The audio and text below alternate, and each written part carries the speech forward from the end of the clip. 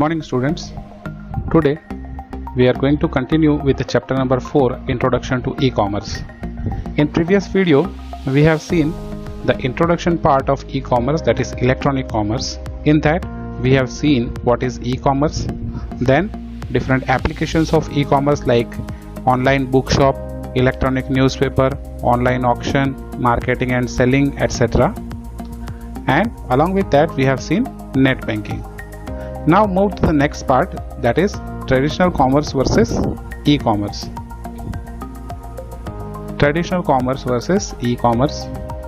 Common features of traditional commerce are, that is, it operates within a certain period of time during business hours. That is, we can see our shops, stores are opening at particular time in the morning and closes in the evening. No sharing of information with the competitors, hiring salesperson, sales managers and many more.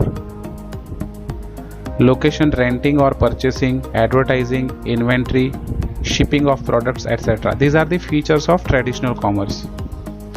The most common feature is merchandising. Now what is merchandising? In traditional commerce, the retail merchants with their years of experience create a store design and layout called merchandising. In different seasons, the products or materials are put in the front side and remaining other things are put back side. Okay, so the sellings or the customer attraction will be increased. Okay, so that is merchandising. Okay, common features of e-commerce. Advertising of the product is done electronically. Customer can browse through products catalog and available offers. E-payment systems are used for receiving payments. However, in many cases, payment on delivery option is also available.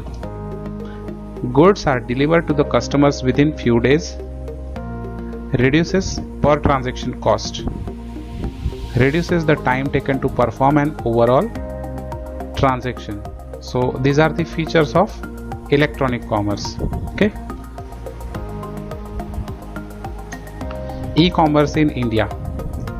Factors playing role for the growth of e-commerce in India are the growth of technology facilitators, broadband, 3G, 4G services, laptops, smartphones, tablets, etc. Increase in the use of mobile devices, availability of much wider product range, busy lifestyle, traffic congestion and lack of time for traditional shopping, lower prices compared to brick and mortar retail driven by the disintermediation and reduces the inventory and real estate cost. Increased usage of online classified sites with more customer buying and selling second-hand goods. So this is the scenario of e-commerce in India and it is growing day by day. Advantages of e-commerce. Some advantages of e-commerce are listed below. First, conduct business 24/7. See, this is the limitation of traditional commerce, that is, it opens in a office hours only. So here in a e-commerce we can conduct the business, that is 24/7. Lower cost and no boundaries or geographical limitations. Improved and better customer services. Teamwork. Eliminate travel time and cost, that is with respect to the customers. And speed of delivery. Okay. Next is limitations of e-commerce. Although e-commerce has list of advantages, it also has some limitations and disadvantages. That is resistance to change. Resistance to change means if a traditional business is already set up in all the way, then the merchant will resist to change to the e-commerce. Initial cost, obviously, to change traditional commerce into e-commerce we need a lot of investment. Okay, then also we need a special kind of trainings to the employees or the salesperson we hire. Then security, it is the major concern on online businesses. Privacy or data may be hacked or trapped by the intruders. Okay, next is lack of trust. Lack of trust means, suppose a customer is ordering certain things and instead of that a fake product is supplied to the customer, then it will be the concern of trust. Time for delivery of the product. As we know that if we are shopping through a real-time store or a market, then we go to the store and purchase a product along with us. Okay, but here we have to wait for minimum 2 to 3 days for the delivery of the product in e-commerce. E-commerce business models. Basically, there are 4 basic business models. Let us see. Business to customer, that is B2C. Business to business, that is B2B. Business to customer, that is C2C. Sorry, customer to customer. Customer to customer, that is C2C. And customer to business, that is C2B. Let us see one by one. First, business to customer. B2C refers to a business and organizations that sells the product or services to the customers over the internet using websites. Here it is the simplest and most used model, that is business is selling the product to the customer directly. Customer from anywhere can browse and order the product or services at any time, and sellers sell the product directly to the customer. It is the most popular business model among all. Apart from online retailing, B2C also includes online banking, real estate, travel services and many more. Some examples of B2C models are Flipkart.com, Amazon.com, Mintras.com, etc. Next, business to business. B2B refers to e-commerce activities between different business partners. Here, both the sellers and buyers are business entities. Like it is a kind of merger or tie-ups between the two business entities. Okay, it enables the business to form e-relationship with their suppliers, distributors and other agents. This allows more transparency among the business entities.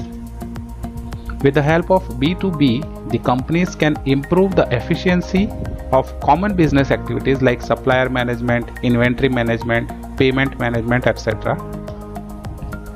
It is an effective media managing telemarketing, supply chain, procurement, just-in-time delivery, online services, etc. In business to business model, we can see the e-relationship between or among the various chain agencies like manufacturer, then it is going to the supplier, then distributor and then retailer. The e-relationship is maintained in B2B business model. Some example of B2B business model is TradeIndia.com, Commodity.com. Okay, next is consumer to consumer, that is C2C. C2C refers to e-commerce activities involving transactions between and among the consumers. It enables the consumer to directly deal with each other through online auctions and classified advertisement without involvement of third party. See here in consumer to consumer, like online auctions, here the auction agency is providing only the platform to the customer to sell their product and meanwhile to purchase other customers' products. Any internet user can become a vendor or purchaser at C2C website. Auction sites are good example of C2C model. Some example of C2C model are eBay.com, OLX.com and Quikr.com. Next is consumer to business, that is C2B. This is the reverse auction, we can say. C2B involves the reverse auction where the consumer determines the prices of the product or services. In this type of e-commerce, consumers have a choice of wide range of products or services along with the opportunity to specify the range of price that they can afford or willing to pay for a particular product or a service.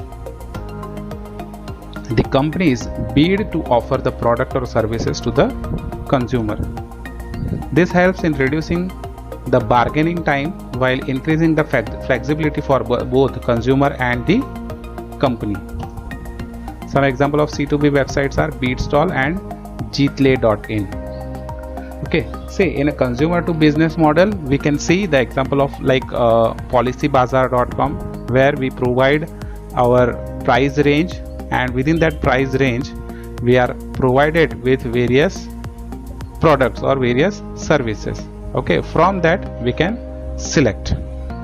Okay, so this is C2B model. Okay, if we consider government as a separate entity, then we have government to business, government to citizens, and government to government model. These three are the initiatives of e-governance. Okay, so let us see one by one. Government to business, that is G2B. G2B refers to the services and information provided by the government to the business organizations through vast network of government website. A business organization can get all the information related to the business policies, approvals for starting business, setup requirement, and other specifications from the website. Various forms can be filled up and submitted online to the related government offices. This business model is a part of e-governance initiative. Okay. Next is G2C, government to citizen. G2C is also part of e-governance. The objective of this model is to provide good, effective service to the individual citizen. The website provides the information regarding various government departments, welfare schemes, different application forms to be used by the citizen, etc. The Gujarat government has developed its own network called Gujarat State Wide Area Network, also known as GSWAN for this purpose. It is available online on www.gswan.gov.in. The last is government to government, that is G2G. G2G refers to online non-commercial communication between the government agencies, organizations and departments with other government agencies, organizations and departments. The sharing of information helps in reducing the IT cost, streamlined procedure, and government offices can be more efficient. So that's all for today. Okay, all the best and prepare well. Thank you.